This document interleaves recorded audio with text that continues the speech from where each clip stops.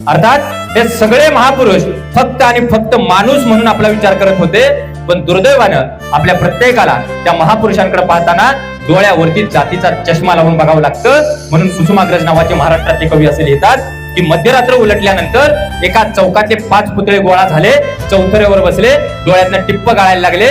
पहिला पुतळा होता महात्मा फुलेंचा, दुसरा पुतळा छत्रपती शिवाजी महाराजांचा, तिसरा पुतळा टिळकांचा, चौथा पुतळा महात्मा गांधींचा, पाचवा पुतळा बाबासाहेबांचा. पहिला महात्मा फुलेंचा होता. फुले बाकीच्या पुतळ्यांना म्हणाले की शेवटी मी फक्त आणि फक्त माळ्यांचा झालो. बाबासाहेब म्हटले मी फक्त बौद्धांचा झालो. छत्रपती शिवाजी महाराज म्हटले मी फक्त मराठ्यांचा झालो. टिळक म्हटले मी फक्त चित्पावून ब्राह्मणांचा झालो. गांधी एकमेव राहिले होते. ते म्हटले तुमचं आपलं बरं आहे, तुमच्या प्रत्येकाच्या मागे कुठला ना कुठला समाज आहे, माझ्या पाठीमागे फक्त सरकारी भिंती आहेत, माझ्या पाठीमागे कुठला समाज नाही. हे दुर्दैवानं अलीकडच्या काळामध्ये बघायला मिळतं. कुठल्या तरी महापुरुषाच्या पाठीमागे जात उभा राहिली की मग तिरंगा कुठेतरी संकटामध्ये आलाय हे बघायला मिळतं.